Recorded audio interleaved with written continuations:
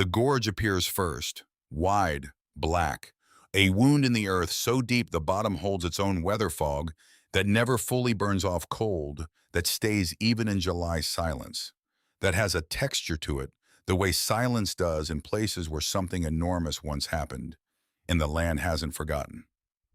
Then the bridge. Iron, 90 meters of it, red and rust and 100 years of standing over nothing. 3 stories of riveted truss rising from the rock walls like something that grew there, like something that decided to stay. A figure on the deck, moving, not fast, deliberate. The way men move when they know exactly where to put their weight. A dog beside him, white masked, one eye the color of ice, one the color of creek water, both watching the dark below. The river is rising, 40 meters down. The iron is shaking, and the man reaches into his jacket, pulls out a rope, doesn't look down, starts moving toward the other side. The bridge appeared before the town did. That was the thing Cole Hargrove noticed first. Not the gas station, not the grain elevator poking up through the tree line, not the hand-painted sign that said, "Welcome to Duskfield Pop." 1847 with the 7 scratched out and a 3 painted over it in different colored paint, like the town couldn't decide whether to be honest or hopeful. No, the bridge. It rose out of the morning fog like something that hadn't decided yet whether to be a ruin or a monument. 3 stories of riveted iron truss, black and red and orange, stretching 90 meters across the gorge, like a fist that refused to open. The valley dropped 40 meters below it, straight down. Fog filled the bottom so thick you couldn't see the river. Just iron above, just white nothing below. Cole pulled the truck to the shoulder without thinking about it. He didn't remember deciding to stop. His hands just did it, the way hands do when the rest of you hasn't caught up yet. Atlas lifted his head from the back seat. The husky had been asleep since the Kentucky border. Now those 2 mismatched eyes, one the color of glacial ice, one the warm brown of creek water in October, were fixed on something through the windshield. The left eye pale and sharp, the right eye deep and still. Both of them watching the bridge with the focused calm of a dog who has learned that not everything worth paying attention to makes noise. "Yeah," Cole said. He didn't say anything else. Atlas didn't either. They sat there for 4 minutes. Cole counted without meaning to. Old habit. The kind of habit 18 years of active service builds into a person whether they want it or not. Count the seconds. Assess the structure. Know what you're walking into before you walk into it. He was looking at the bridge the way he used to look at things in other places. Checking load points, tracing stress lines in the iron. Reading the geometry of a structure that had been holding its own weight for 100 years, and seemed faintly annoyed that anyone would question whether it could keep doing so. "Condemned," the sign said, yellow and black, zip-tied to the chain-link fence someone had strung across the approach road. "Do not enter. Scheduled for demolition, pending authorization." Cole read it twice.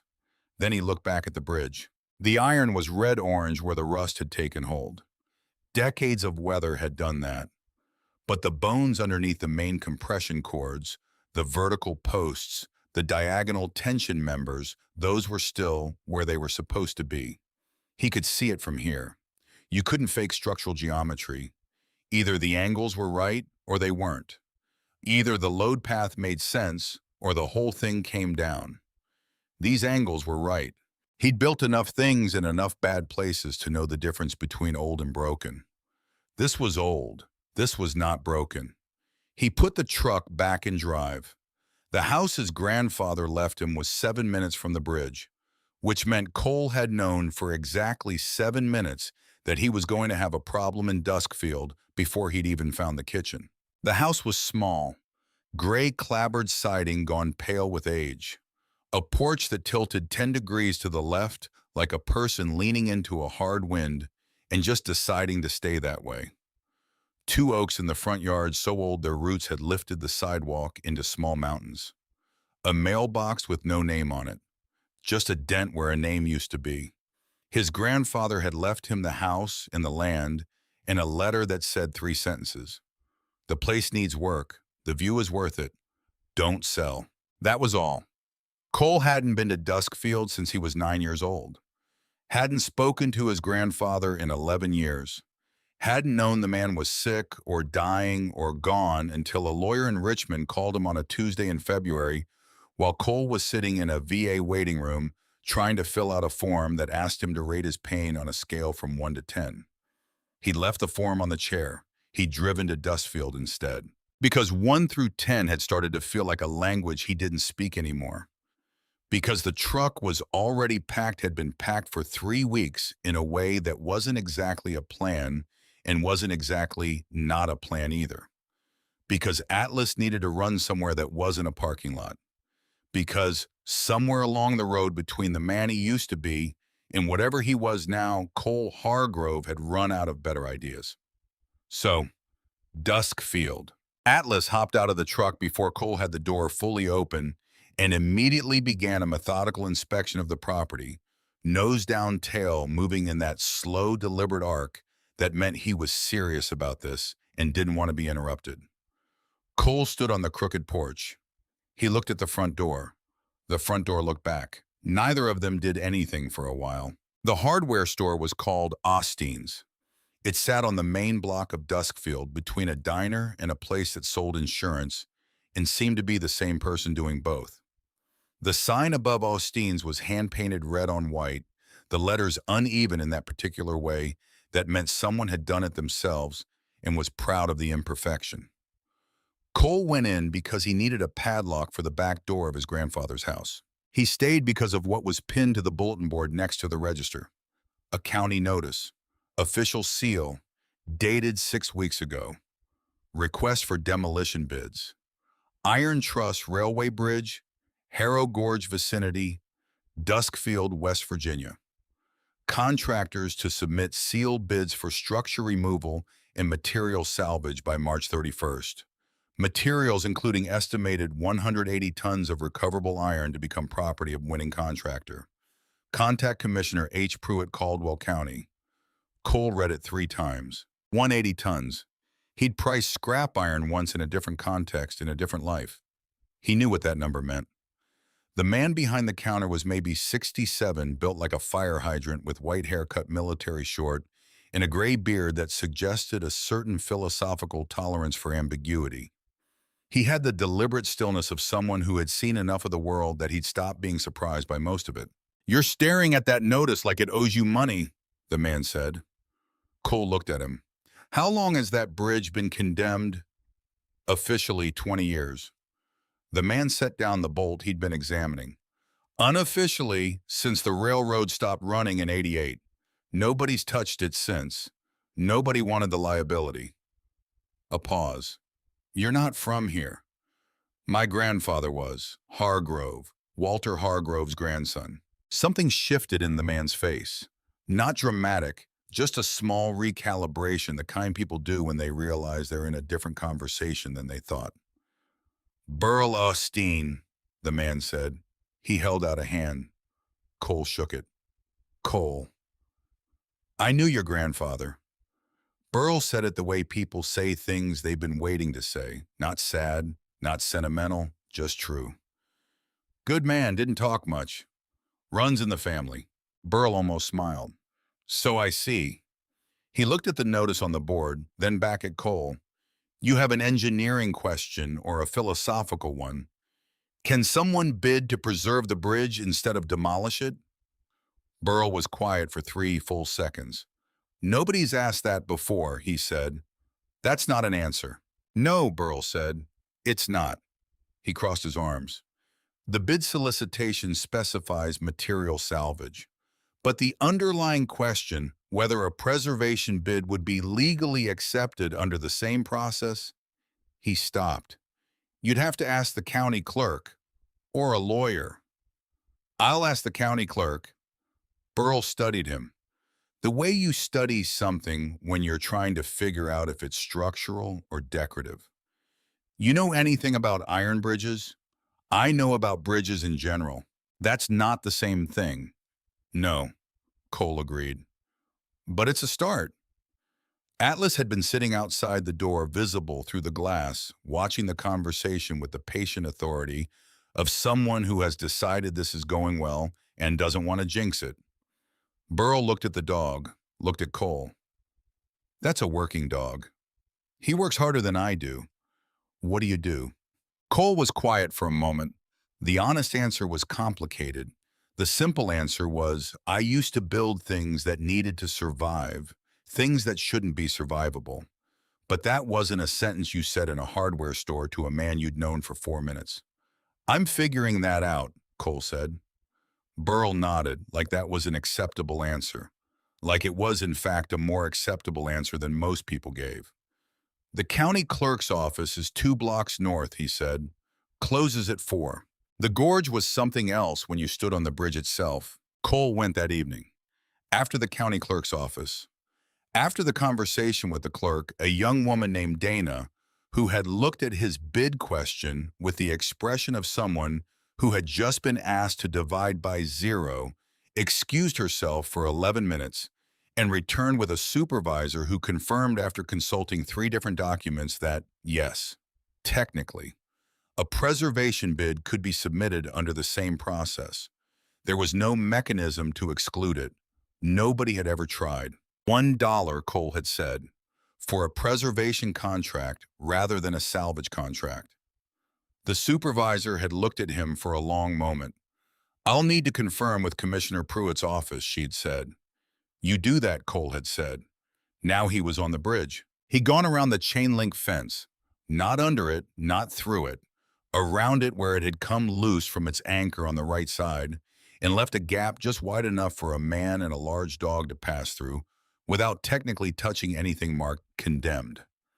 Combat engineers had a term for this.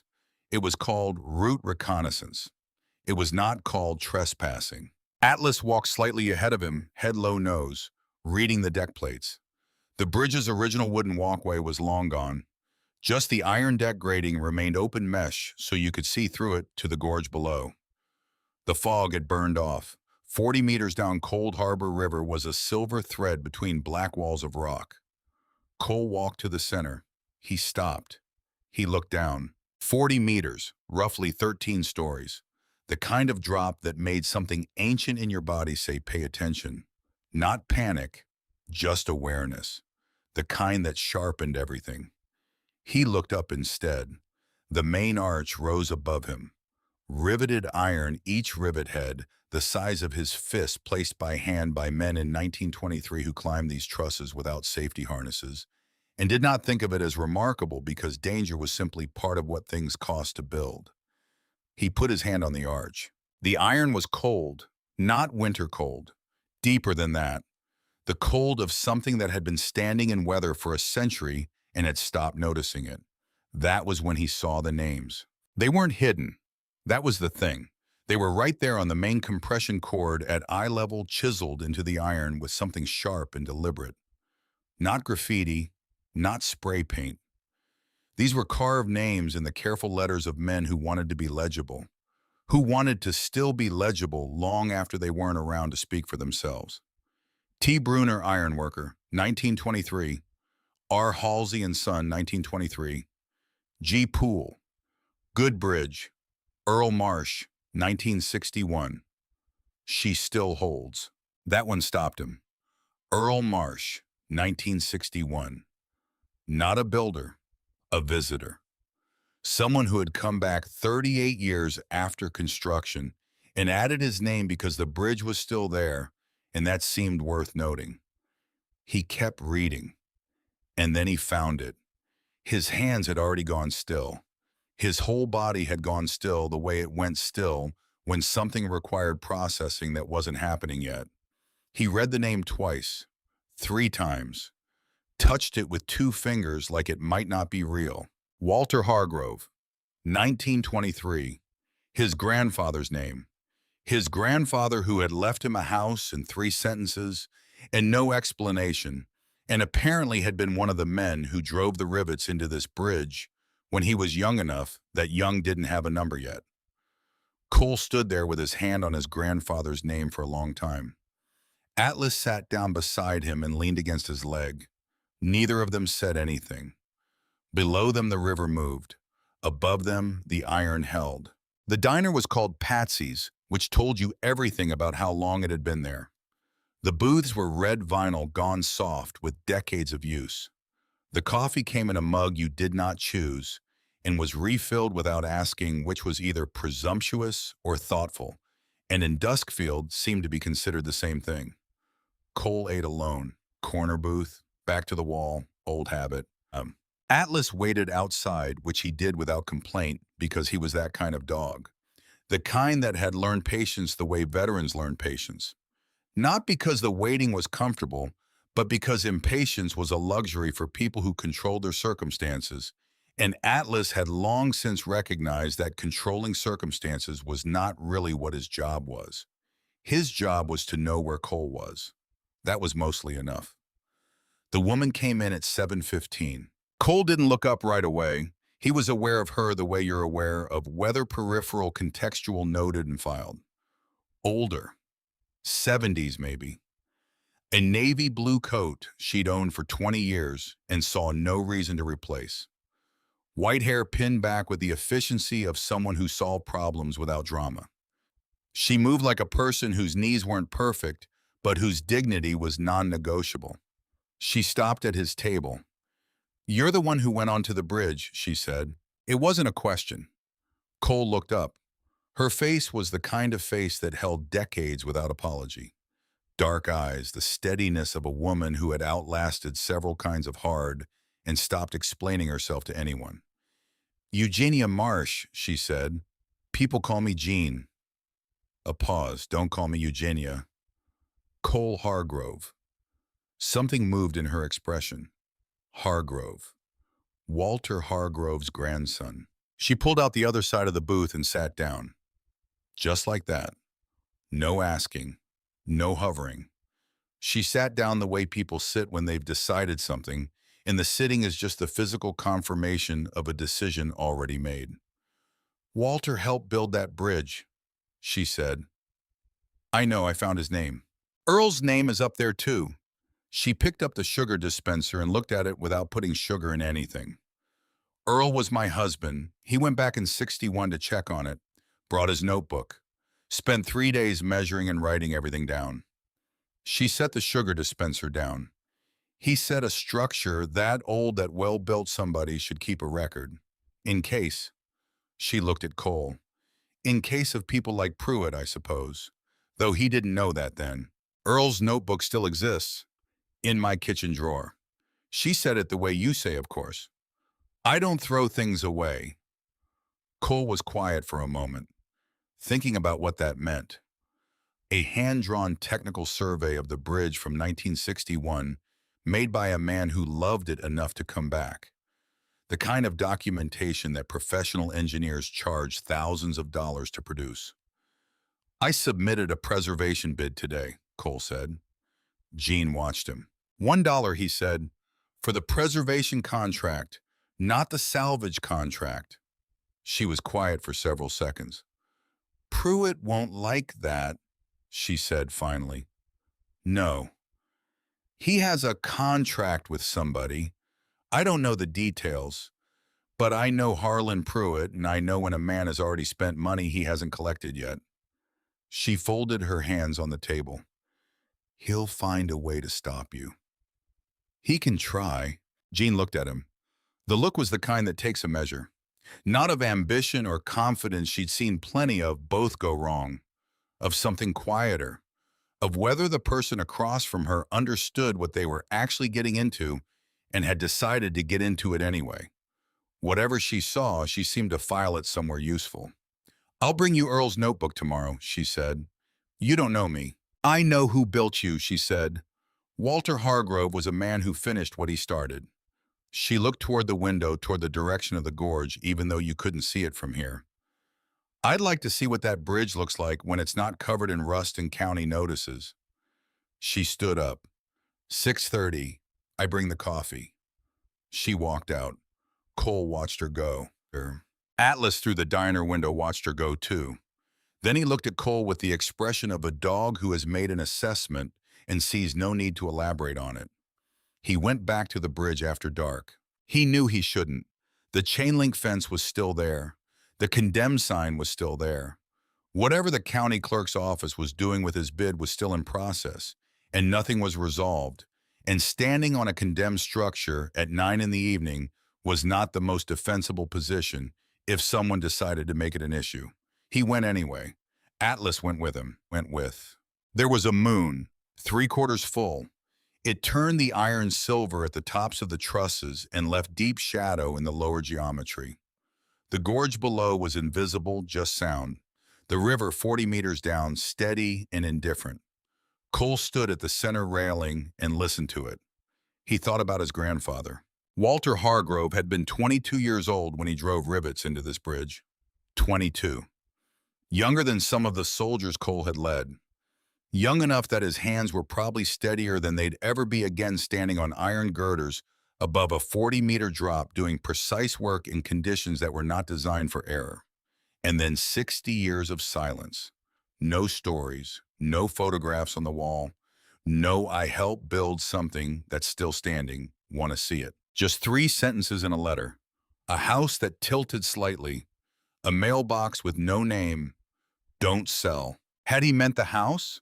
Or had he somehow known, that Cole would find the bridge, that he'd stand where Walter once stood and put his hand on a name that proved something had existed before the army and after it, and apart from it, that there was a Walter Hargrove who built things for reasons that had nothing to do with tactics and everything to do with the simple, undefeatable desire to make something that lasted?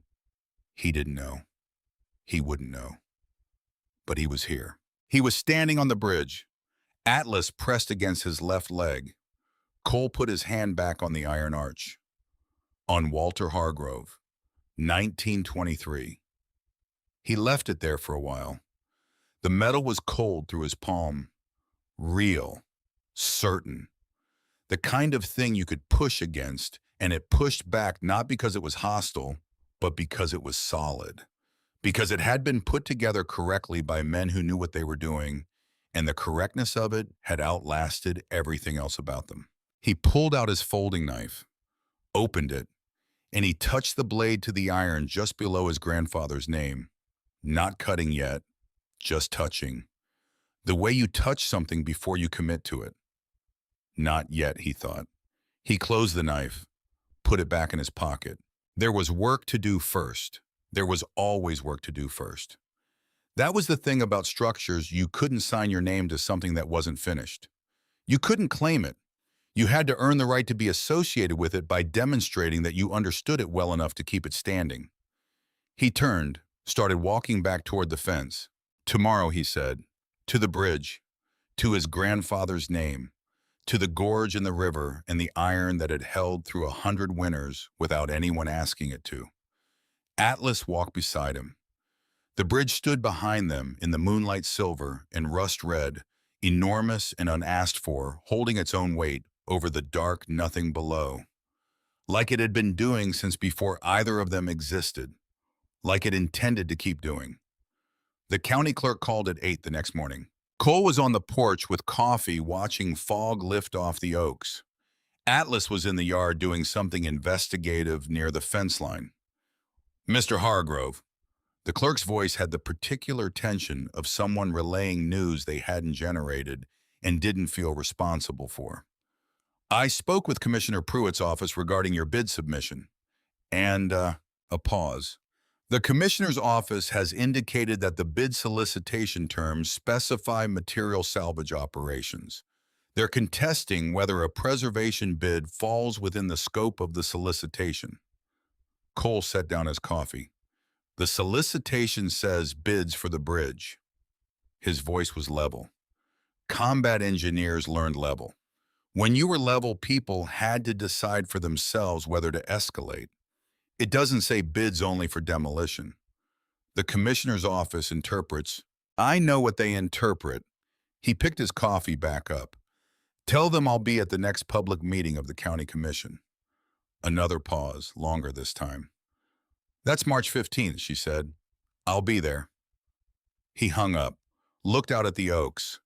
Atlas trotted back from the fence line and sat at the porch steps looking up, both eyes attentive, waiting. Commissioner Pruitt has a contract with somebody to salvage that iron, Cole said, thinking out loud, which he'd started doing more of since Atlas and less of since most of his other conversational options had narrowed down in ways he didn't examine closely in the morning. 180 tons of recoverable iron. He already has the buyer, he already has the money figured. My bid complicates that. Atlas waited. He's going to try to disqualify it procedurally. Atlas waited, which means I need the bridge to be worth more to this county legally than it is financially. Cole picked up his coffee. Historic preservation designation, state level. If the State Historic Preservation Office reviews it and recommends it, the county commission has a much harder time authorizing demolition. Atlas's tail moved once, slowly. I know, Cole said. That takes time. The tail was still. Everything takes time. He looked toward the direction of the gorge, even though you couldn't see it from here. We have until March 15th. Jean Marsh arrived at 6:32, which was close enough to 6:30 that it counted. She had a thermos of coffee in one hand and a composition notebook in the other. Dark blue cover corners worn soft spine cracked from being opened flat 1,000 times. Earl Marsh's handwriting was small and precise. Engineer's handwriting. Dimensions in the margins. Load calculations. Sketches of connection details, riveted joints, the geometry of the main trusses, annotated with measurements in fractions of inches. 60 years old and still sharp enough to read without a magnifier. Cole sat at his kitchen table and went through it page by page. Jean drank her coffee and didn't say anything for a while. He loved it, she said eventually. Cole looked up. The bridge. She was looking at the notebook, not at him. He wasn't a man who loved many things out loud, but that bridge. A small pause. He went back 3 times in 40 years, just to check, just to make sure it was still there. She picked up her coffee. I thought he was peculiar about it.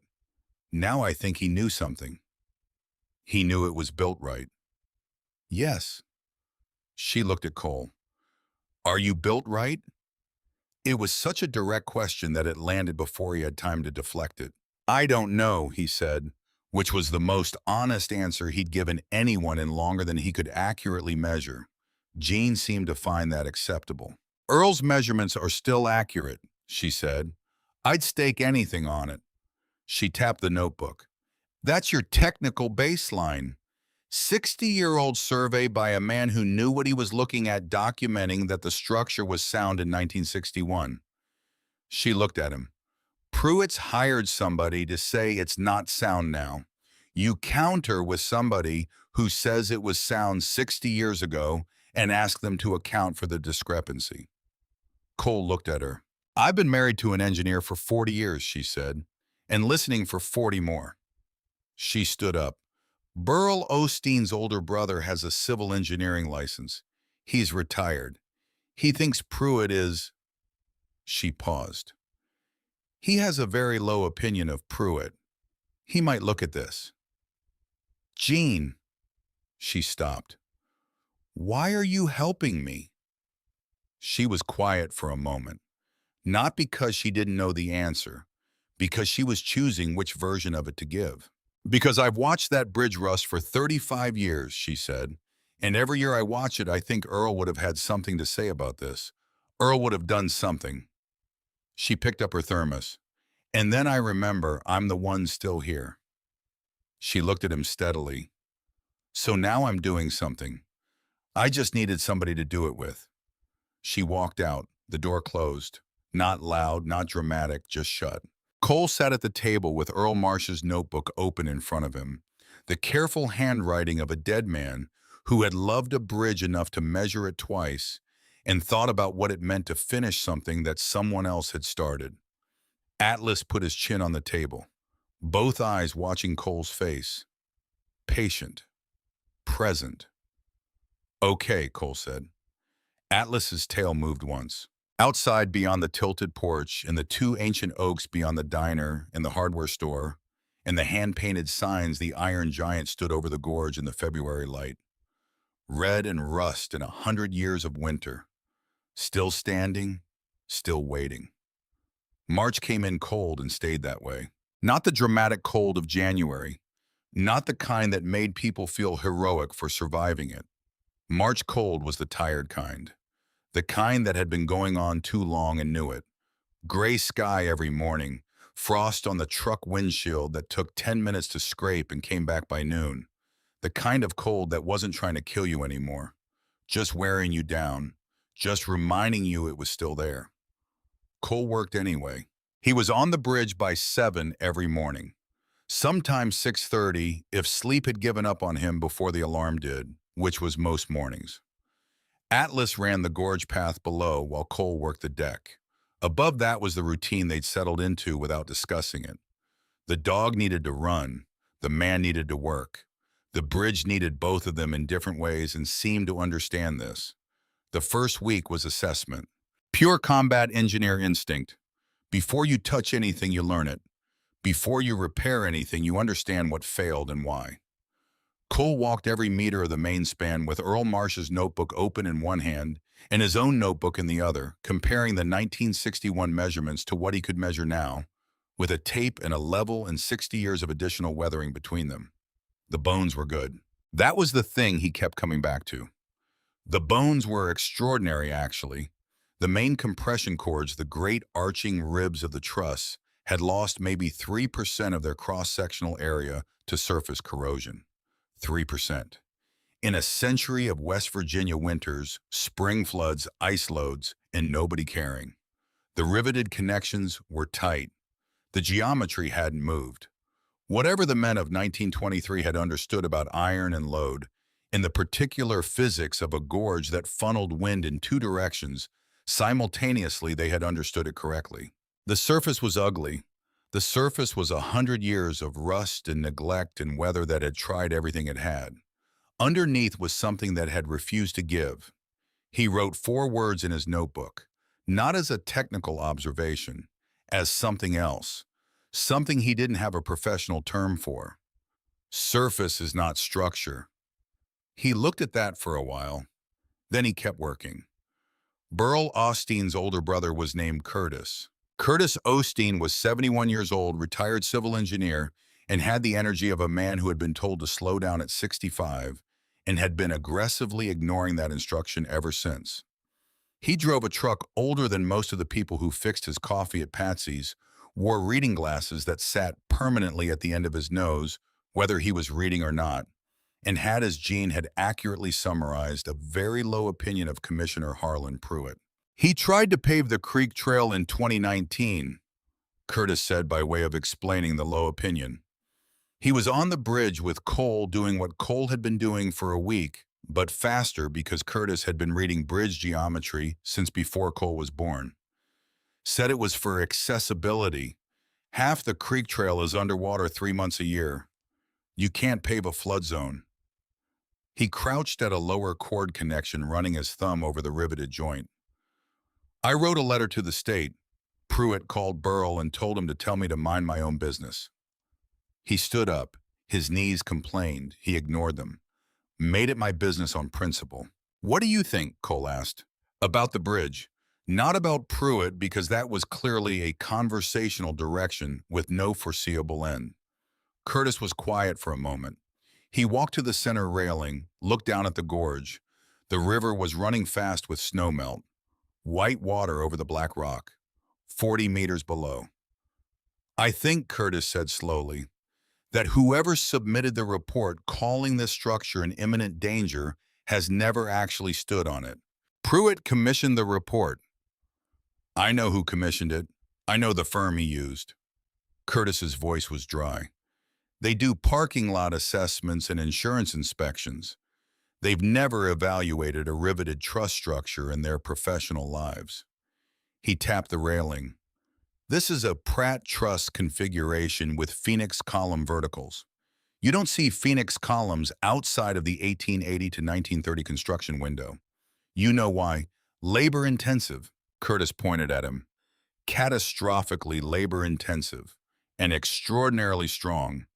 The Phoenix column is a built-up section, rolled iron segments riveted together in a cruciform shape. It distributes load in 4 directions simultaneously. He looked up at the verticals rising above them. The men who built this didn't have computers. They didn't have finite element analysis. They had math and physics and the hard experience of watching bridges fail and the absolute determination to not be responsible for one that did. A pause. They overbuilt this on purpose because that was how you built something meant to last. Cole stood next to him and looked up. Will you write a counter-assessment? Cole asked. Curtis looked at him sideways. Already started it in my head on the drive over. He pushed his glasses up. It won't be fast. Done right, it'll take 3 weeks, maybe 4. March 15th is the commission meeting. Then I'll have something for you by the 14th. He started walking back toward the approach. Gene said you submitted a preservation bid. $1. Curtis stopped, turned around. $1. For preservation, not salvage. Curtis looked at him for a long moment. Something in his expression shifted, not quite a smile. Something more internal. The expression of a man recalculating. Walter Hargrove's grandson, he said. Not a question. Yes, sir. Your grandfather drove rivets on this bridge. Did you know that? Found out recently. Curtis nodded, like that explained something he'd been trying to place. He used to come into the hardware store when I was a boy. Always knew what he needed before he asked. Never wasted your time. He turned back toward the approach. I'll have your counter-assessment by the 14th. He walked off the bridge. Atlas, waiting at the fence line, watched him pass and then looked at Cole with the quiet satisfaction of a dog whose rat on a situation has been confirmed. The commission meeting notice went up on what Burrell pointed out was a particularly pointed date, which was not, he said dryly, a coincidence in a town where Harlan Pruitt controlled what went on the bulletin board outside the county office. The notice had been changed, not dramatically, subtly, the kind of change that bureaucratic systems made when they wanted to alter an outcome without appearing to. The bid evaluation had been moved to an internal review process. The March 15th public meeting would now address the bridge as a line item under County Infrastructure Disposal Protocol, which was not a public hearing but an administrative session, which meant no public comment, which meant Cole's counter-assessment from Curtis couldn't be formally entered into the record, which meant Pruitt had been doing his own math. Cole found out on a Tuesday. He stood in front of the county office notice board for 2 full minutes, reading, not because the words were hard, because he was making sure he understood exactly what he was looking at before he decided what to do about it. He understood. He walked to Burrell's store. He moved it to administrative session, Cole said. Burrell was behind the counter. He set down what he was holding. When notice just went up, Burrell was quiet, the quiet of a man who was angry in a practice-controlled way. He can do that, he said finally. Administrative sessions don't require public input. He controls 5 of the 9 commission votes. I need this to be a public matter. You need state involvement. Burrell said it immediately, like he'd been waiting for the conversation to arrive here.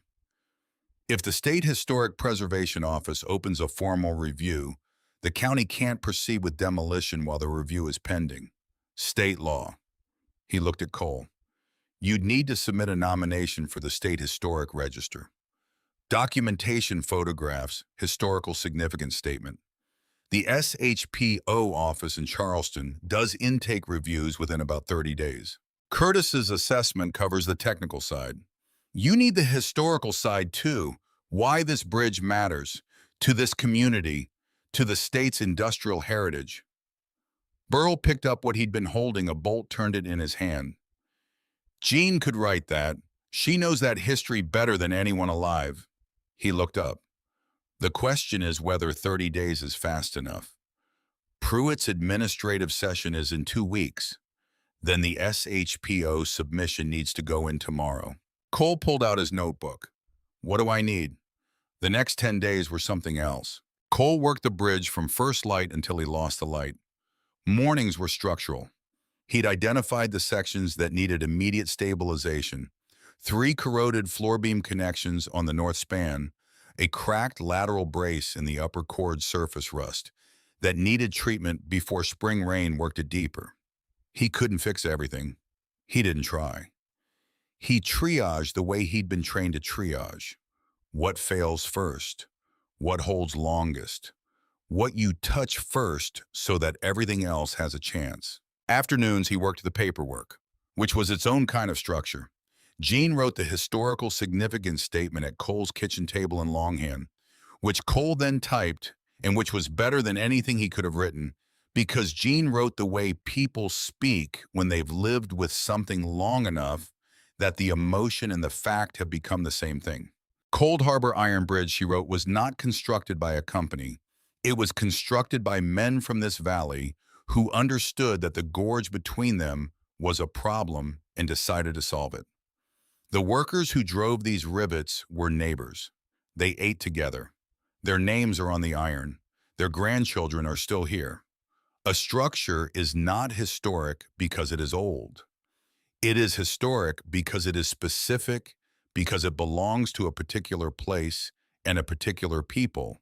And removing it removes something that cannot be recreated, rebuilt, or replaced. Cole read that twice. He typed it without changing a word.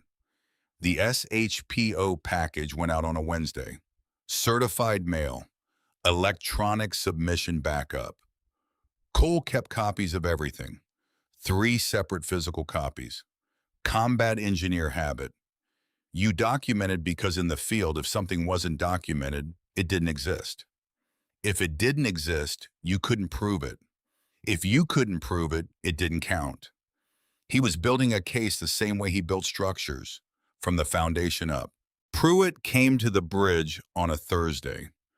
Cole saw the county truck from 30 meters out and kept working. He was treating corroded sections of the upper cord with a rust converter. Both hands busy, eye level with iron that had been neglected for 30 years and was responding to the attention with the guarded, slow improvement of something that had learned not to trust too quickly. He heard boots on the deck plates. Didn't turn around. Mr. Hargrove. Cole applied converter to a rivet head. Commissioner. Harlan Pruitt was 61 and built like a man who had once been fit and had decided in his 50s that appearances were for people who needed something from others, which Pruitt had arranged his life to not do. He wore a county jacket in the expression of someone who was used to conversations going the way he intended them to go. You've been busy, Pruitt said. Yes, sir. I noticed you submitted a package to the State Historic Preservation Office. Cole moved to the next rivet. That's public record. It is. Pruitt walked closer, stopped, looked at the work Cole had done. His expression didn't change, which was its own kind of tell. You understand that a SHPO review doesn't stop the administrative process. It creates a parallel process, which the county is not required to defer to, which the county may choose to defer to. Cole turned around, looked at Pruitt directly. Or not. And then whoever makes that choice owns the decision publicly. Pruitt looked back at him, the look of a man recalculating what kind of problem this was. Not whether it was a problem. It was clearly a problem.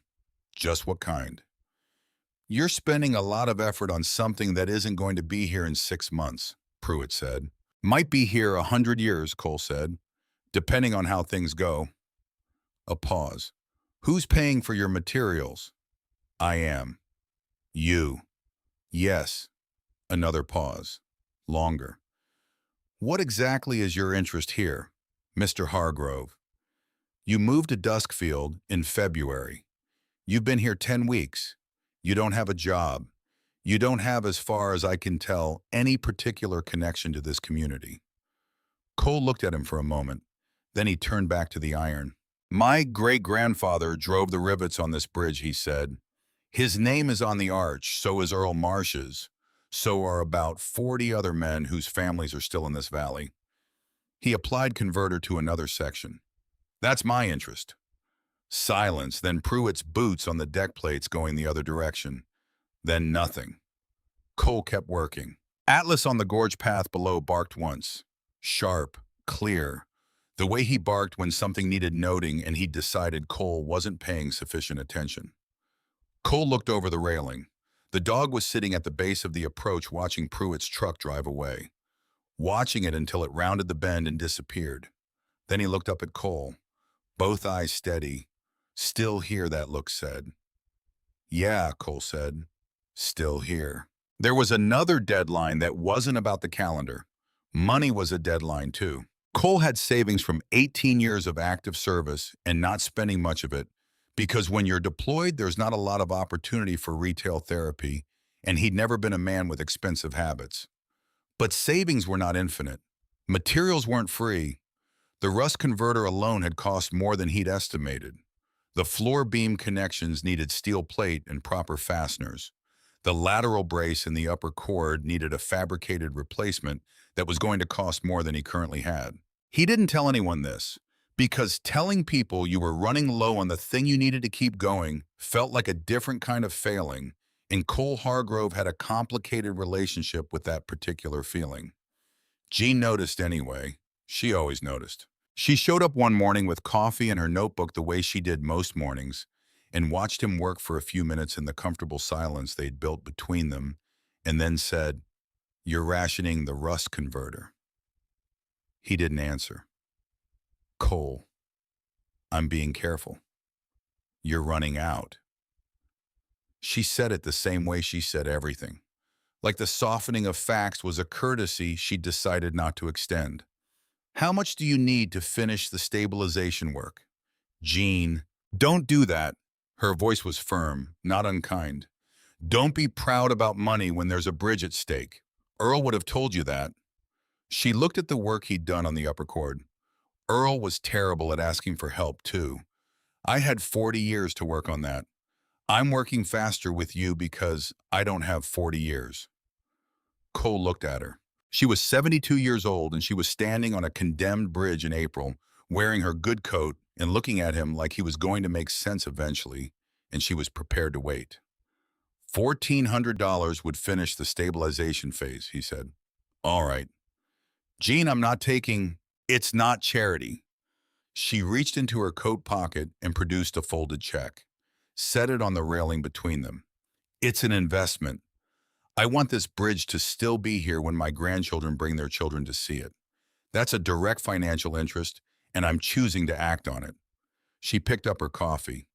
"Also, Earl would have wanted me to, so I'm counting it as his money, which means you can't argue with me about it because Earl's been gone 11 years, and he always had better sense about these things than either of us."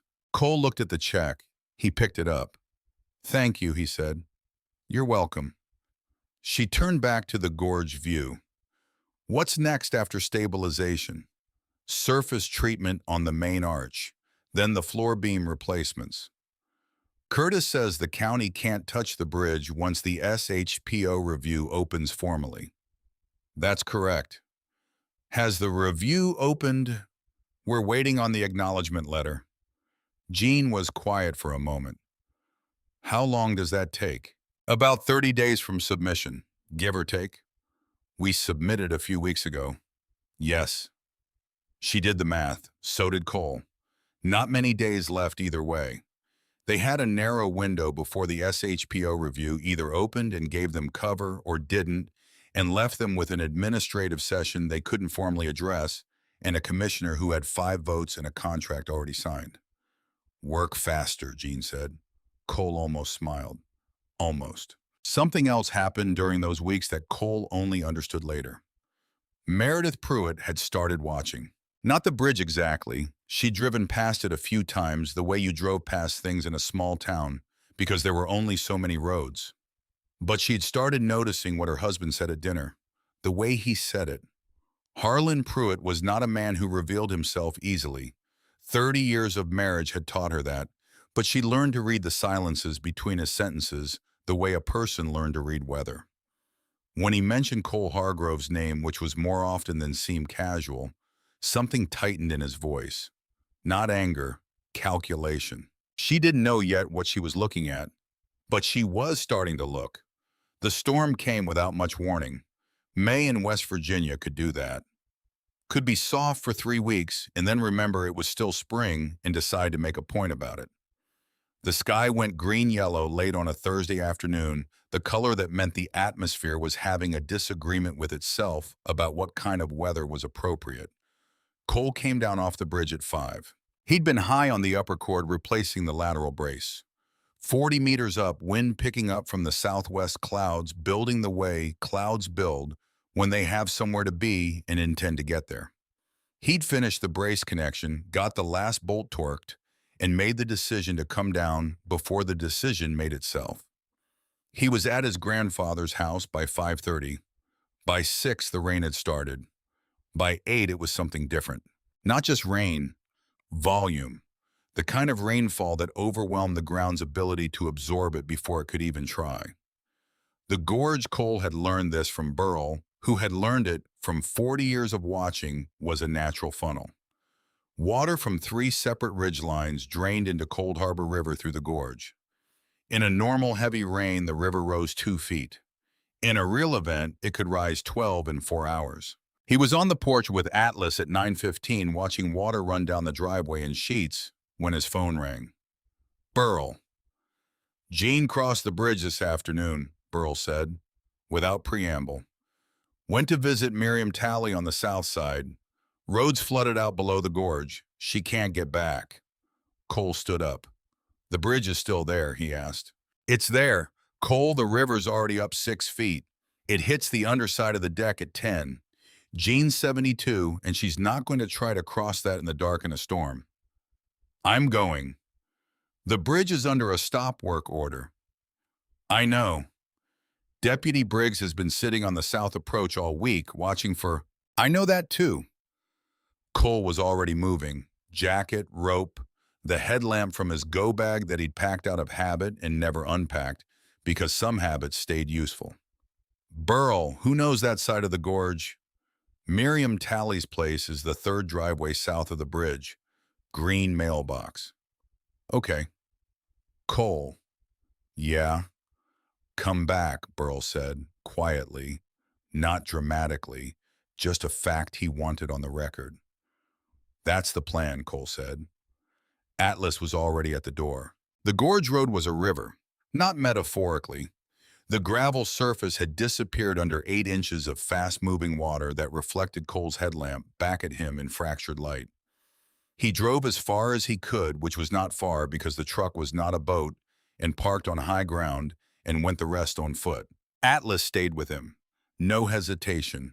No checking whether this was a good idea. The dog had made his position on good ideas clear a long time ago. If Cole was doing it, Atlas was doing it, and the risk assessment was Cole's problem, not his. The approach to the bridge was underwater at the base, but passable. Cole waded through knee-deep current that was cold enough to take his breath and fast enough to require planning every step before trusting it.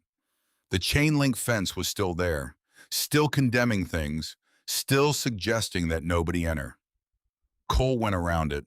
The bridge deck was above the flood level barely. 2 feet of clearance between the underside of the deck and the surface of the river, which was black and fast and carrying debris. Branches, something that might have been a fence post. The roar of it was enormous in the gorge.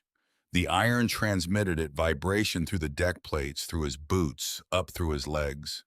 The bridge was talking, not panicking, steady. Just, I am aware of this. I am accounting for this. I have done this before. Cole moved, not running. Running on wet iron grating 40 meters above a flooded gorge was how you became the thing the river was carrying. He moved the way he'd been trained to move through uncertain structures. Weight tested before it was committed. Hands on the truss members for reference more than support. Eyes on where he was going, not on what was below. Atlas crossed faster than he did. Of course he did. The south side of the gorge was higher ground. The road was intact. Cole found Miriam Talley's house green mailbox exactly as described, and found Jean Marsh on the porch wearing Miriam Talley's coat over her own coat, holding a cup of something hot, watching the storm, with the expression of someone who has decided to be calm about a situation because the alternative is not useful. She saw Cole. She looked at him for a moment. "You came through the bridge," she said. "Yes." "In this." "It's still standing." She set down the cup. "I told Miriam not to call anyone." "She didn't. Burl did." Jean closed her eyes for exactly 2 seconds. "I am going to have words with Burl Osteen. He was worried. He was meddling. Both things can be true." She stood up, straightened her borrowed coat, looked at the rain like it had inconvenienced her personally, and she wanted it to know she'd noted this. Then she looked at Cole. "The river, 2 feet of clearance at the deck, and you want to cross that in the dark. I want to get you home." She was quiet. Atlas sat at the bottom of the porch steps looking up at her. Ice eye, amber eye, both patient, both waiting. "That dog," Jean said, "is looking at me like I don't have a choice." "You have a choice," Cole said. "You can stay at Miriam's tonight." "My medication is at my house." She said it simply, not dramatically, just a fact that changed the calculation. Cole nodded. "Stay close to the truss," he said. "Don't look down. Put your hand on the cord if you need it. The iron is wet, but it won't move." He looked at her. "You're going to be fine." "I know I'm going to be fine," Jean said with the firmness of a woman who had survived 72 years by declining to be otherwise. "I'm just noting that this is an unusual Thursday evening." "Yes, ma'am." She walked down the porch steps. Atlas fell in on her left side. Cole fell in on her right. And they crossed. It wasn't dramatic. That was the thing about real moments. They didn't announce themselves the way stories suggested they would. There was no swelling music, no pause for significance. There was wet iron grating and the roar of the river below, and Jean Marsh's hand on the truss cord not gripping, just resting the touch of someone who trusted the thing she was touching, and Atlas moving at her knee like he'd been placed there by someone who understood exactly what was needed. They were halfway across when Jean stopped. Cole stopped. She was looking up, at the arch, at Earl Marsh, 1961. She still holds, right there above her, 5 feet up on the main cord legible, even in the rain and the dark, because Earl had cut those letters deep and cut them true. She stood there for 4 seconds. Cole counted without meaning to. Old habit. Then she exhaled. Just a breath, not a sob, not a breakdown. Just the sound of a woman releasing something she'd been carrying long enough that she'd forgotten it had weight. "She still holds," Jean said. "To the bridge, to Earl, to something Cole wasn't part of and didn't need to be part of." "Yes, ma'am," he said. "She does." They kept walking. The north bank came up under their feet. Solid ground. Cole steadied Jean's arm as she stepped off the deck onto the approach. Atlas shook river water off his coat in a spray that caught the headlamp light and scattered it sideways. "Your dog," Jean said, "is ridiculous. He knows." She looked at Cole, then at the bridge behind them, the iron standing in the flood, roaring and wet and enormous, and exactly where it was supposed to be. "I'd like to see Pruitt's face," she said, "when the SHPO letter arrives." Cole looked at her. "We might be closer than you think," she said quietly. And in the morning, the quiet, wrecked, waterlogged morning, after a storm that had tried everything it had, Cole sat on his grandfather's porch and found an email on his phone. State Historic Preservation Office.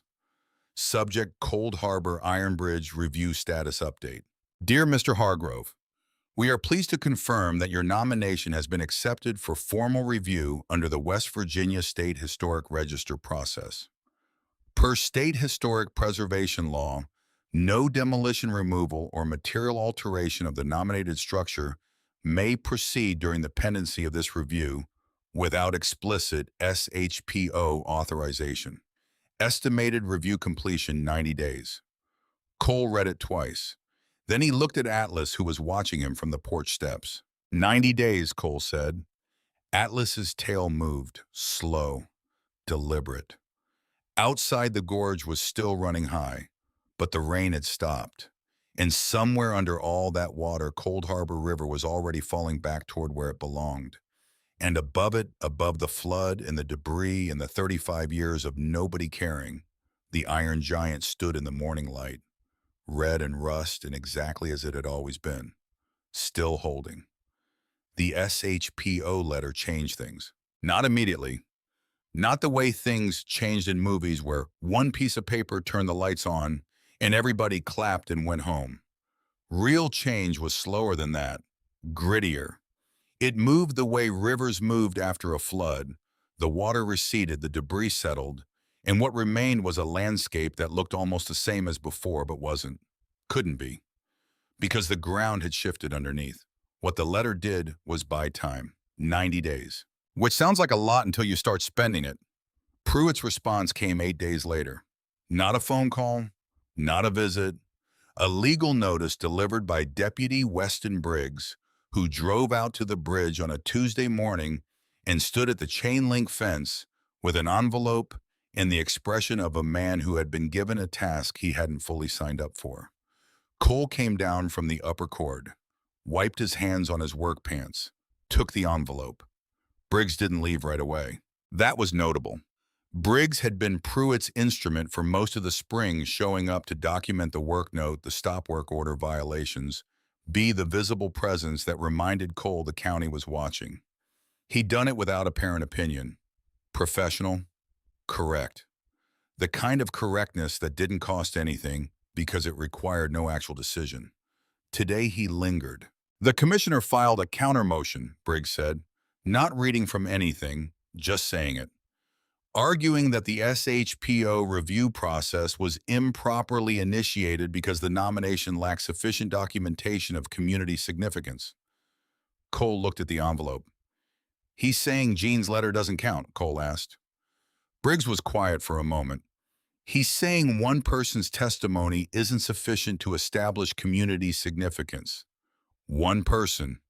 That's what the filing says. Cole opened the envelope, read the first page, put it back. He looked at Briggs. Briggs looked back. The look of a man standing at a line he hadn't crossed yet, aware of the line, aware of what crossing it would mean. How many signatures would establish community significance? Cole asked. Briggs said nothing, which was itself a kind of answer. Cole nodded. Thanks for driving out. Briggs walked back to his cruiser, stopped at the door, didn't turn around. The petition form, he said to the door to the air to nobody in particular, is available at the county clerk's office. Public record. Anybody can pick one up. A pause. Anybody. He got in the car, drove away. Atlas watched the cruiser until it was gone, then looked at Cole. I heard it, Cole said. Jean had the petition forms by noon. Cole didn't know how she got them so fast. He didn't ask. Jean Marsh operated on a frequency that didn't require explanation, and asking her to explain things was like asking the river to justify its direction. It went where it went. Things got done. The mechanism was largely irrelevant. She brought them to Patsy's Diner at 12:30 and sat in the corner booth and started making calls. Cole watched her from the counter. She had a list, handwritten, 3 pages, names and phone numbers in the small, precise script of a woman who had been keeping records of people her whole life because people mattered, and mattering required documentation. He turned back to his coffee. Community significance. He'd been turning that phrase over since Briggs left. Not with anger, with the focus of someone who recognized the nature of the obstacle and was already looking for the road around it. Pruitt's argument was technically correct. One letter, one voice was a thin foundation. But it wasn't the foundation Cole had built. He had Curtis's engineering assessment. He had Earl's 1961 notebook. He had the SHPO submission with 47 pages of documentation that Gene had helped compile over 3 weeks of evenings at his kitchen table. What he didn't have, not formally, not on paper, was people, which was different from signatures. Signatures were easy. People showed up, people signed, people went home. What Pruitt's challenge required was something harder, something that demonstrated that the bridge wasn't just old, that it was theirs, that it belonged to Duskfield the way things belonged to places when they'd been there long enough to become part of how the place understood itself. He needed stories, not from him. He'd been here 4 months. His story was too new, too clean. He needed stories from people who had been here long enough that the bridge was part of their memory, who had crossed it as children, who had a name carved somewhere in that iron, who had stood on it at a particular moment in their life and felt whatever people felt when a structure reminded them that some things lasted. He went to find Burl. Burl Osteen had lived in Dustfield for 67 of his 67 years. This was notable because Dustfield was not a place that made staying easy. It was not a place with abundant opportunity or significant amenity or the kind of cultural infrastructure that got written up in magazines. It was a place that required choosing, consciously, repeatedly. Every time someone offered you a reason to leave, you had to decide again whether to stay. Burl had decided, approximately 10,000 times by his own estimate. Cole sat across from him in the back of Osteen's hardware, among the organized chaos of small parts drawers and replacement handle stock, and the smell of oil and metal that Cole had decided was the smell of people who fix things instead of replacing them. "Tell me about the bridge," Cole said. "Not the engineering, not the history. Tell me what it was." Burl was quiet for a moment.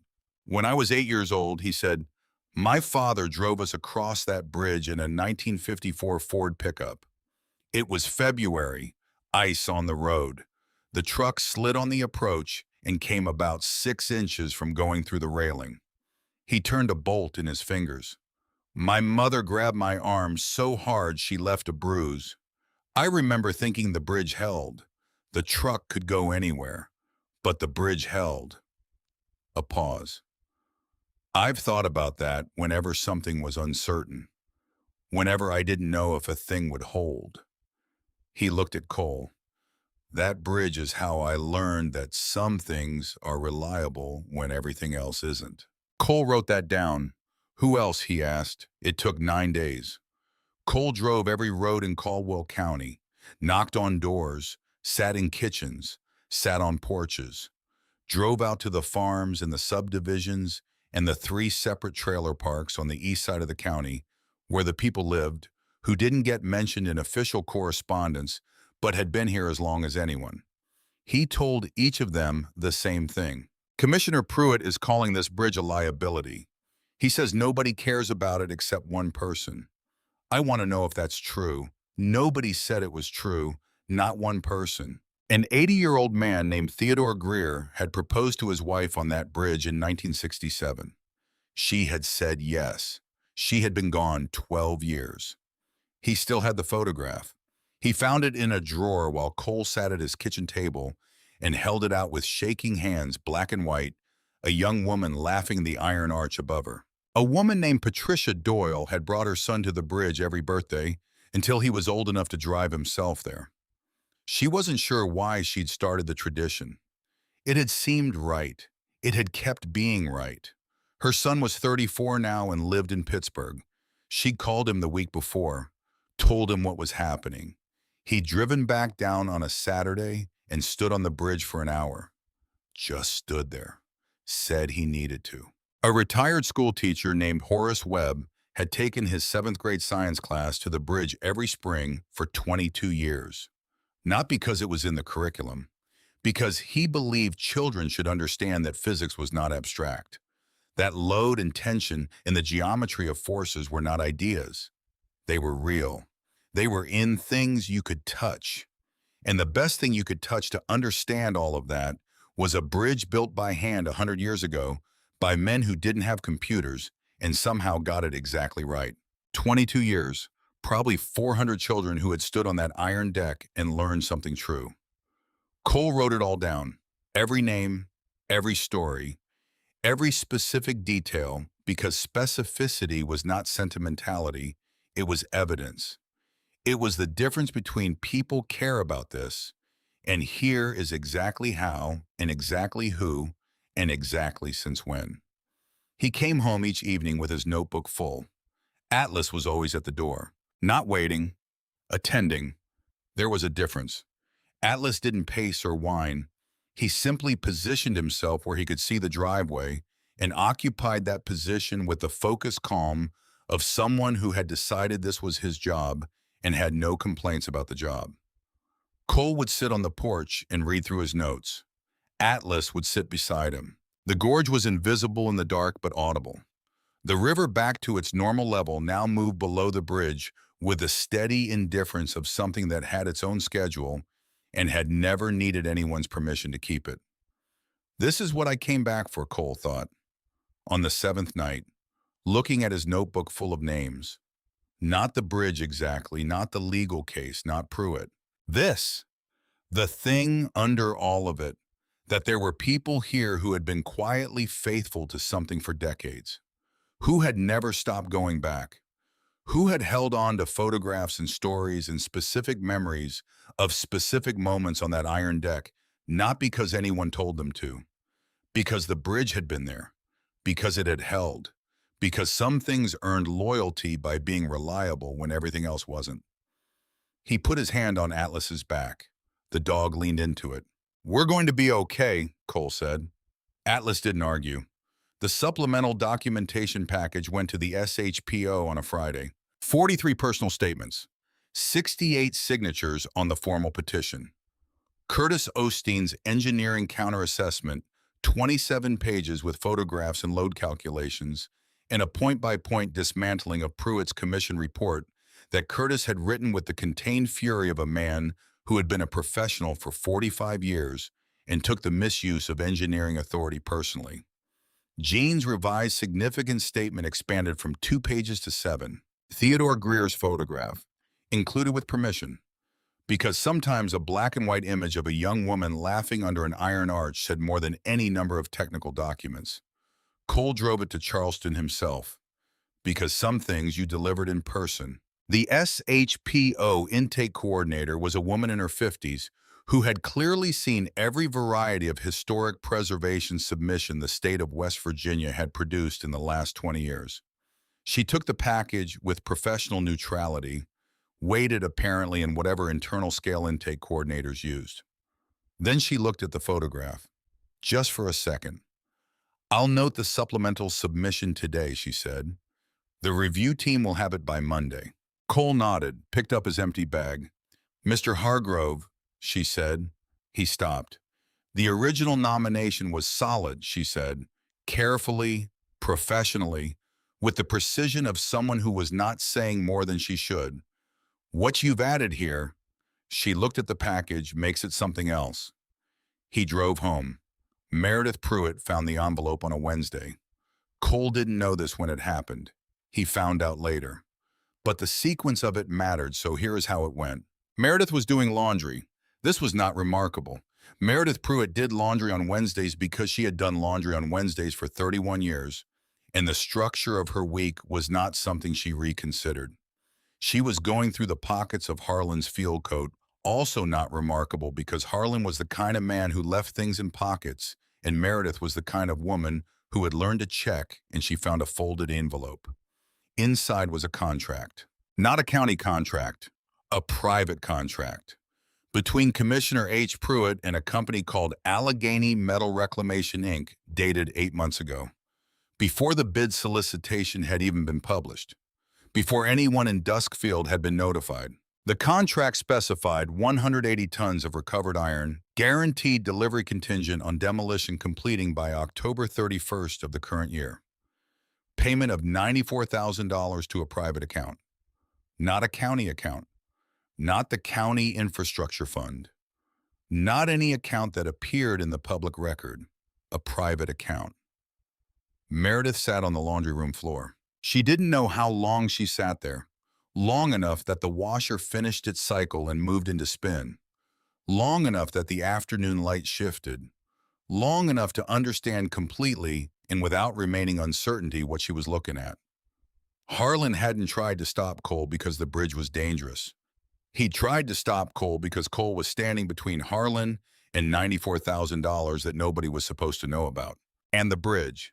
The bridge that Theodore Greer had proposed to his wife on, that Horace Webb had taken 400 children to, that Earl Marsh had come back to measure because he loved it, that had Walter Hargrove's name in the iron placed there by a man who drove rivets in 1923 and wanted to still be legible when he was gone.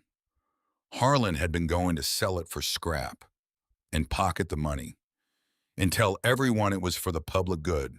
Meredith thought about the dinners where Harlan had come home and mentioned the bridge, the tight, calculating sound of his voice, the way he talked about Cole Hargrove like a problem to be managed. She'd been watching for weeks without knowing what she was watching. Now she knew. She folded the contract back into the envelope. She sat with it for 4 days. She did not confront Harlan. She thought about this carefully. She was not doing this out of anger. Or not only out of anger, she was doing this because she had lived in Duskfield for 31 years, and her children had grown up here, and her grandchildren were going to grow up here. And the place her grandchildren grew up deserved to be governed by people who hadn't secretly sold it to a scrap metal company. On the 5th day, she called Burl Austin. She told him what she had. Burl said, "Can you make a copy?" Meredith said, "I already made 3. Cole found out from Burl, who called on a Saturday morning while Cole was on the bridge applying the last section of rust converter to the east span, which he'd been working toward for 6 weeks and was maybe 20 minutes from finishing. He came down. He sat at the base of the approach on a flat rock that had become over the months something like his thinking rock. Atlas sat next to him. He read the text Burl had sent. The photograph of the contract, the account number, the date, 8 months ago, 2 months before the bid solicitation went public. He sat with it, $94,000. Not a vast fortune, not a conspiracy of enormous scale, just a man who saw an asset nobody was watching and decided to convert it to personal use while calling it public service. The oldest kind of corruption. Small enough to feel ordinary, large enough to cost a community something it couldn't replace. Cole thought about Pruitt standing on the bridge, saying this isn't going to be here in 6 months. Not as a prediction, as a plan, already worked out, already contracted, already as good as done in his mind. And Cole's $1 bid had walked into the middle of it, not knowing, just because a bridge deserved to not be scrap metal. He looked at Atlas. "Meredith Pruitt," he said. "She found it." Atlas's tail moved once. "She went to Burl," Cole said. "Not to a lawyer, not to the paper, to Burl." Which was the right call, because Burl knew everyone, and everyone trusted Burl. And what was about to happen needed to happen in a specific sequence, in a specific place, in a way that was undeniable and public and couldn't be quietly managed. The county commission meeting was in 11 days. The night before the commission meeting, Jean brought dinner. She did this occasionally, without announcement, without asking whether it was needed. She simply arrived at 5:30 with a covered dish and the air of someone who had decided that the people around her were going to eat a proper meal, and that was not a negotiable position. They ate at Cole's kitchen table, the one that tilted slightly because one leg was a 1/4 inch shorter than the others, which Cole had noticed in February and had not fixed because there were things that needed fixing and things that had become familiar, and the table had moved into the second category without his fully noticing. Jean didn't mention the contract, the commission meeting, Pruitt, any of it. She talked about Earl, not with grief, with the comfortable familiarity of someone who had lived with a person long enough that the person had become part of how she thought.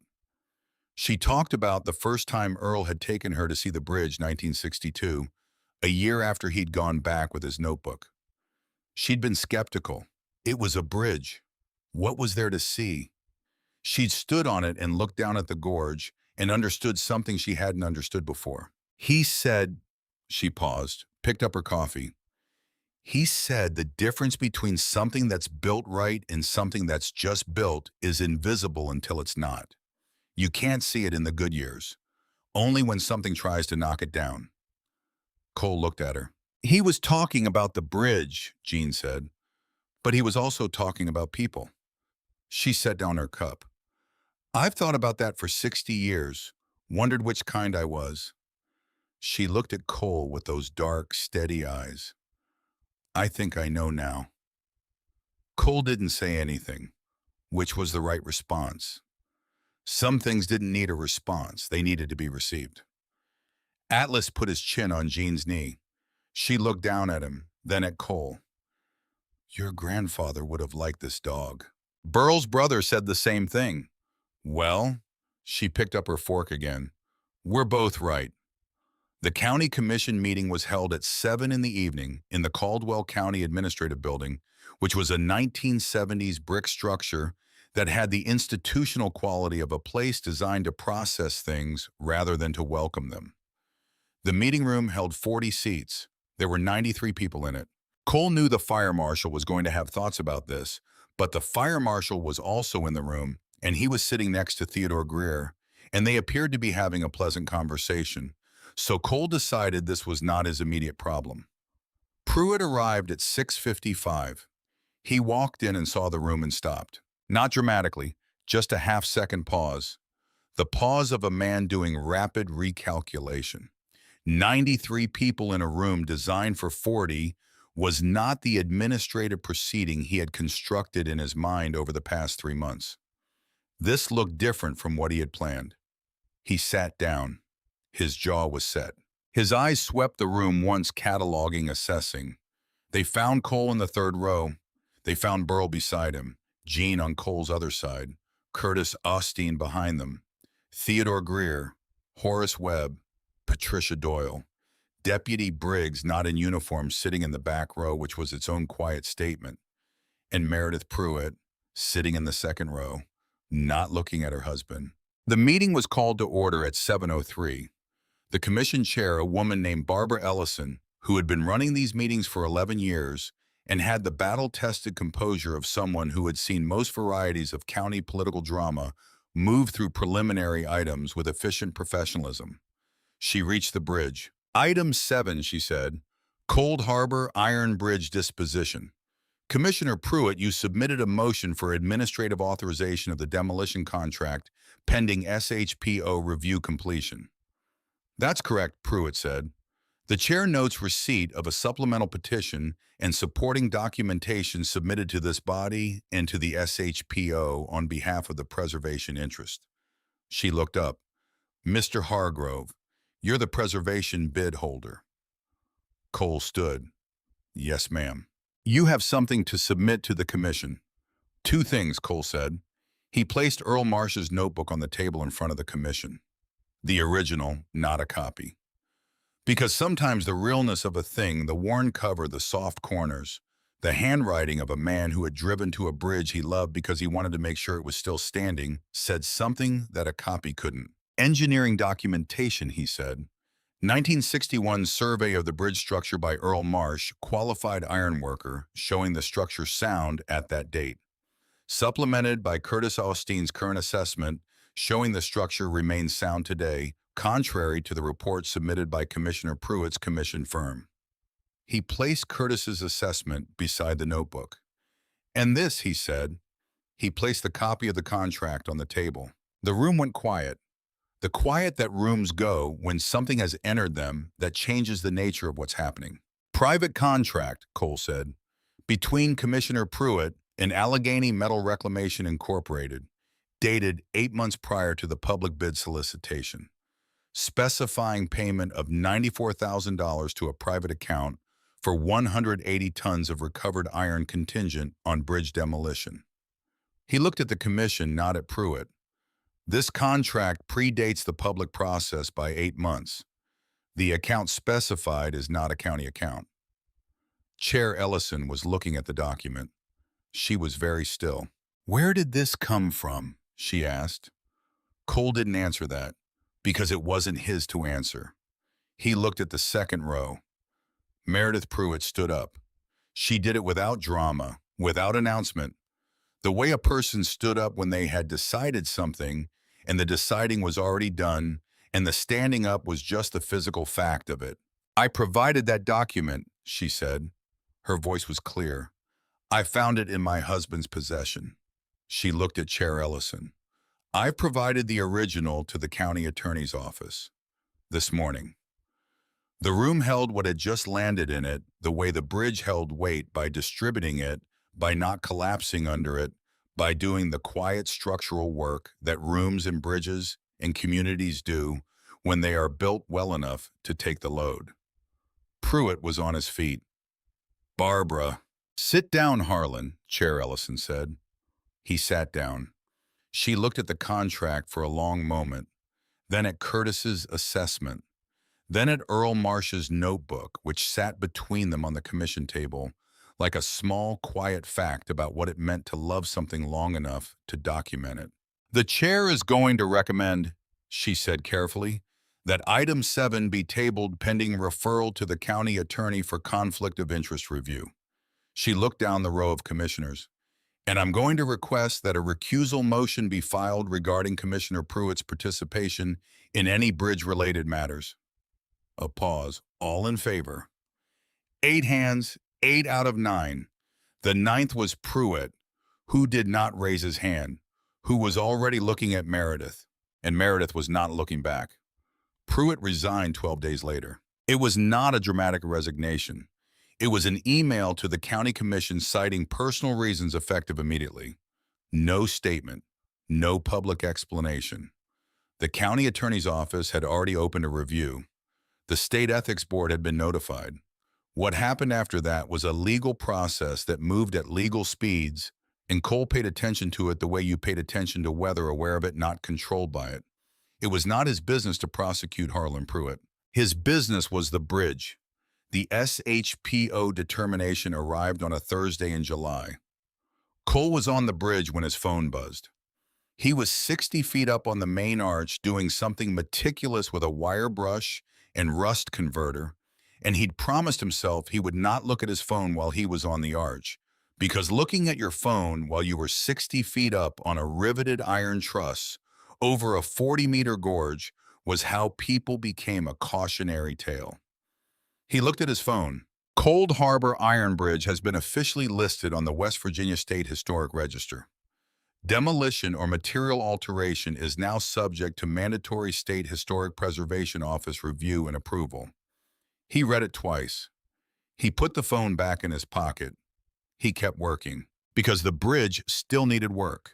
Because the listing was not the end of a thing, it was the formal beginning of the obligation to take care of it, which was different from a victory, which was better actually. A victory was finished. An obligation kept going. He came down at 5. Jean was waiting at the approach. She'd been showing up more lately. Not to help exactly. More to witness. Like she'd appointed herself the official observer of things being done correctly and intended to fulfill that appointment with full attendance. She looked at his face. It came through, she said. Yes. She nodded. She looked at the bridge. The late afternoon sun was hitting the iron the way it hit it in summer, warm gold on the rust red, the shadows of the upper cord falling in geometric patterns across the deck. It was beautiful in the way that useful things were beautiful. Not decorative. Real. Earl would have something obnoxious to say about this, she said. Like what? Like I told you she'd hold. She smiled.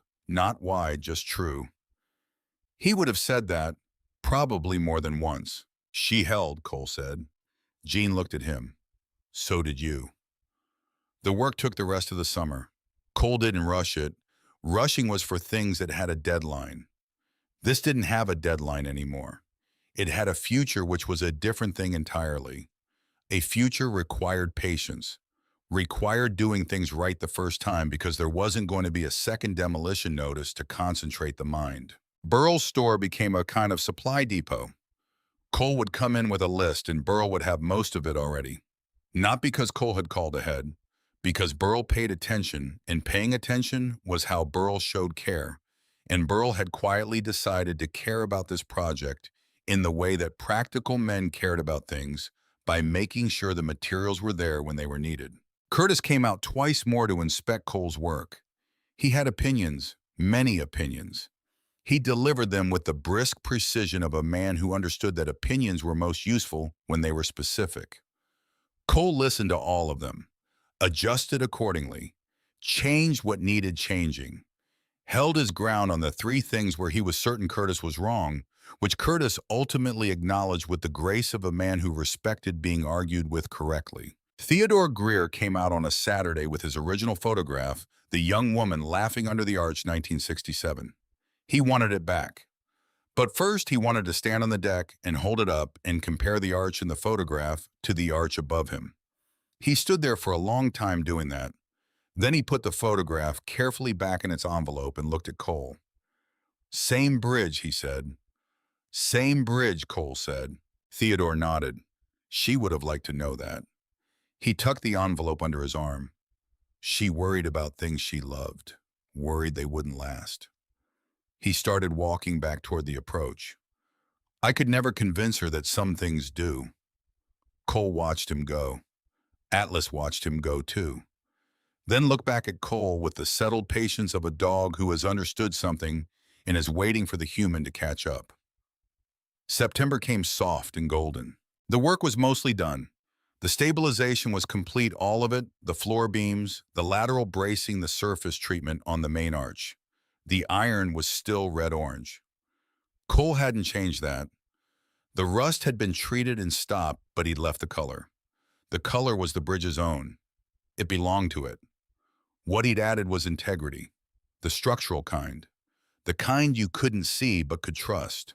The afternoon he finished the last floor beam connection, he came down off the bridge and sat on his flat rock and stayed there for a long time. Atlas pressed against his side. Cole pulled out his folding knife, the same one he'd held on that first night, the one he'd touched to the iron and then put away because there was work to do first, because you couldn't put your name on something you hadn't earned the right to. He'd earned it now. He walked back to the bridge, to the main compression cord, to Walter Hargrove, 1923, to the name he'd found on a February morning that had recalibrated everything that followed. He stood next to it, touched it the way he'd touched it that first night, 2 fingers on the carved letters. Cold iron, 100 years of standing. He opened the knife, and below his grandfather's name, carefully, taking his time, making each letter true and clear and deep enough that they would still be legible long after he wasn't around to speak for them. Cole Hargrove. He closed the knife, stood back, looked at the 2 names, one above, one below, one from 1923, one from now, the same blood, the same thing somehow about needing to be part of something built correctly, about finding the thing that was worth staying for and deciding to stay. He heard boots on the deck. Jean. She came and stood beside him without being invited, which was how Jean always arrived, and which Cole had stopped thinking of as presumptuous about 4 months ago. She looked at the names. Earl's is on the other side, she said. I know. He'd want to be next to you. He's next to Walter, Cole said. That's better. Jean was quiet. She looked at the 2 names for a long moment. You know, she said, when Earl died, I thought the bridge would bother me, remind me, every time I looked at it. She put her hand on the iron below both names. But it doesn't. It does the opposite. She took her hand away. Some things carry people forward instead of just back. Cole looked at her. She looked like herself, like a woman who had been 72 years on the earth and had arrived through whatever combination of luck and loss and deliberate choice at something resembling peace. Not the absence of hard things, the presence of something that outlasted them. Thank you, he said. Not for any specific thing, for all of it. For the coffee at 6:30, and Earl's notebook, and the supplemental significance statement, and the night they crossed the bridge in the flood, and the 100 ordinary mornings she had showed up when she didn't have to, and done what she didn't have to, and been there in the way that some people were there fully, without reservation, without keeping score. Don't thank me, Jean said. I was invested. I know. Financially, she said. I want that money back. Cole laughed. Actually laughed. Which was, he noted this because it was notable, not something that had been happening frequently, or at all, since a while. And it felt like something returning rather than something new, like a structure being brought back to its original load-bearing capacity, not rebuilt, restored. Atlas looked up at both of them. His tail moved once slow and satisfied. Burl came at sunset. He didn't say anything when he got there. He walked out to the middle of the bridge the way he always walked, deliberate, no wasted movement, and stood at the center railing and looked down at the gorge. The river was low in September, silver and quiet, nothing like the roaring black water of the flood. 40 meters below, moving at its own pace, answering to its own schedule. Burl put his hands on the railing. My father, he said, would have had something to say about this. What would he have said? Cole asked. Burl thought about it. He would have said that the measure of a man wasn't what he built. It was what he kept standing. Cole looked at the gorge. That's a good measure, he said. He was a good man. Burl straightened, looked at the arch above them, at Walter Hargrove, 1923. So was yours. They stood there for a while, the three of them, Cole, Burl, Jean, who had come back from the approach and stood a few steps behind, like she understood this was a moment for a particular kind of quiet and was choosing to honor it by staying inside it. And Atlas, at Cole's left side, where Atlas always was. The sun was going down behind the west ridge. It turned the iron gold, not the rust orange of weathered metal. Something different, something the light was doing with the treated surface and the angle of September and the way this gorge oriented itself to the west. The bridge glowed, just for a few minutes, just while the sun was at that exact angle. The iron, all 90 meters of it, the arches and the chords and the verticals, and the 40-year-old name of a man who had come back to check on it, and the 100-year-old name of a man who had built it, and the name Cole had just added, still fresh, still sharp at the edges, all of it caught the light and held it. The way iron holds things, the way some things do. Cole put his hand on Atlas's back. The dog leaned into it. The dog tags and the aluminum tag clicked softly together in the September breeze. Below them, Cold Harbor River moved. Above them, the iron held. And in the gorge, in the last light, in the quiet that belonged to things that had lasted long enough to stop explaining themselves, the bridge stood exactly as it had always stood, which was not the same as nothing having changed. Everything had changed. But the bridge was still there. And sometimes if you were paying attention, if you came back to the right place at the right time, with a dog and an empty notebook and no better ideas, you found that the thing had been waiting, not for rescue, not for a hero, just for someone willing to stay.